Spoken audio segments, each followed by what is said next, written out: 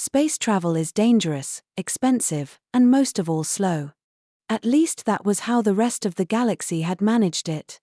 For hundreds of years the Union had formed and slowly spread its arms out into the inky blackness of space. We achieved FTL in a fashion through the construction of the gates. Wormholes generated via a massive structure built upon the very edge of a system's gravity well. This was of course where the cost came in.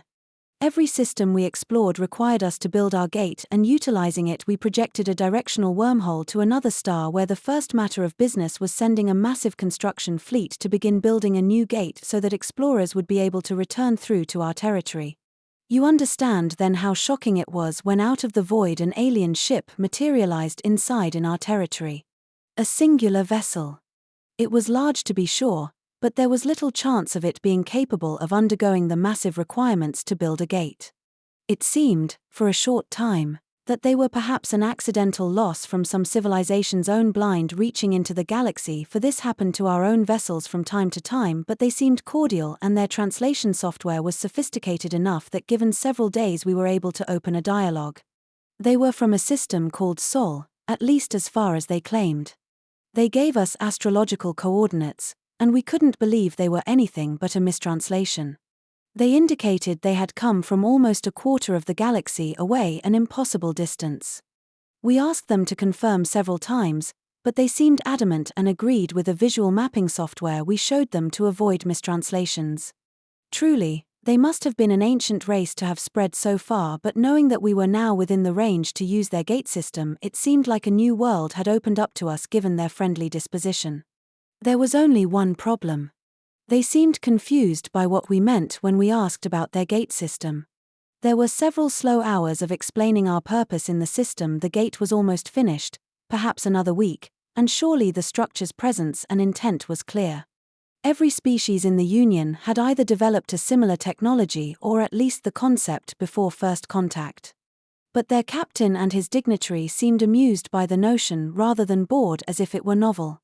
Finally, we just asked that he direct us to their nearest system so as to open communications with their government, knowing that it wouldn't be long till we could make the jump. Again, we were shocked.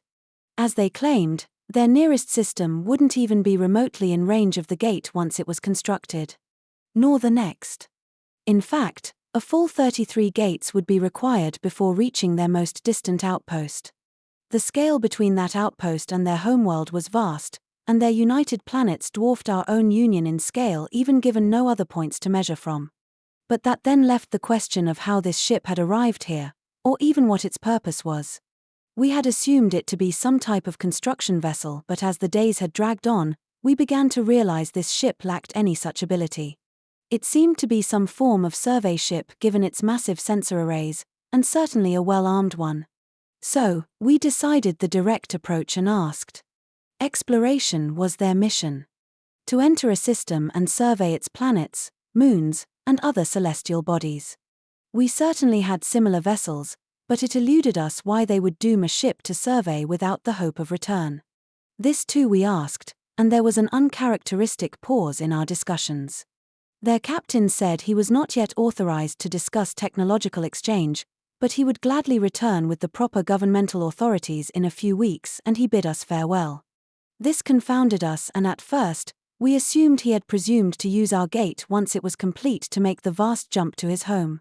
We began to explain we couldn't assist him to make such a journey, but that was when our sensors detected the energy build up within their vessel. We were close enough to witness the event as it extended a pair of prongs forward from its hull, and maneuvering thrusters fired to realign itself to face towards the border of the system. The energy signatures fluctuated rapidly, and we began to assume the worst.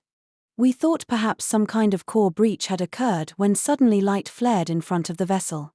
It was difficult to fathom the very notion, but I could see with my own eyes, the vessel had under its own power ripped open a wormhole in the fabric of space. It was only for a moment before the ship entered, and the wormhole collapsed, leaving my entire bridge crew in dead silence. I have dispatched a messenger ship to return with a diplomatic team, so for now, I can only count down the days until their arrival and the return of our enigmatic visitors. I spoke too soon when I said that they were opening a whole new world for us.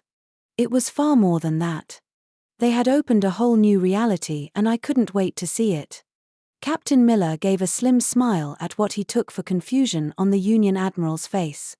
This was not his first rodeo as far as it came to first contact, but this culture seemed to think very differently than the average human. They must have had early breakthroughs that led them to develop the gate and certainly had been at this whole space business a lot longer. He was sure the engineers would write him a riveting technological exchange report to read himself to sleep with. You grew up in space. Am I to take it that this is normal for your species? The Admiral furrowed his furry brows, perching his head on one arm while the translator on the table slowly worked the conversation across between them. Miller gave a chuckle before waving his hand. No, quite rare in the grand scheme of things. I was born on a generation ship. Think of it as a one-way trip. Traveling to another star without a gate, or even the hope that you'd arrive at your destination. It took so long that I was in the second generation born on the Lewis and I was 10 when we finally arrived. He couldn't help but feel amused by the look of shock on his guest's face as the translator echoed his message back. Without a gate. The Admiral's eyes widened for a moment before leaning in. But how is it now that you could have been born on such a vessel? Surely the use of such things, although insane to begin with, would have been used hundreds of years ago given your advanced drive capabilities now. Are you immortal? Quite mortal, I'm afraid, although I hear some folks are still working on that, Admiral. Miller leaned back in his chair, waving a hand around at the room. We only made the breakthrough in hyperspace engines about 20 years ago.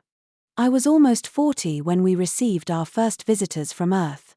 We were honestly shocked. We had all believed that we would never get the chance to speak with Earth, let alone become trading partners and eventually members of the United Planets. The Admiral stroked his furry chin, considering it all for a moment before he seemed to come a realization. He seemed hesitant a moment, then lowered his voice. I am afraid with our people the topic is quite taboo, but speaking in your years, how old are you now? Miller saw where the conversation was going and gave a small nod. I'll be 57 in a few months. Aside from our considerable dispersion of generational ship colonies, we've only been truly exploring the galaxy for about 17 years. That is astounding. The Admiral leaned back in his chair, his head shaking from side to side. You've managed to explore more. Dozens of times over. All in a fraction of our own expansion efforts. And even when you didn't think you could, your species threw itself into the unknown. Truly you are a remarkable people. I envy your courage. Tell me what first drove your people to the stars in such numbers. Your thirst for exploration intrigues me. Captain Miller felt a slight pang in the pit of his stomach and gave a half-hearted smile. You have as much to pity as to envy, Admiral. My grandparents didn't look to the stars in hope of a grand adventure, they looked to the Earth and despaired. His brow furrowed and he bowed his head, remembering the long talks with his father aboard the Lewis when he was old enough to truly understand. He looked up from his trance and took a deep breath. We are thankful for so much, Admiral. Most of all that the good within us won out in the end.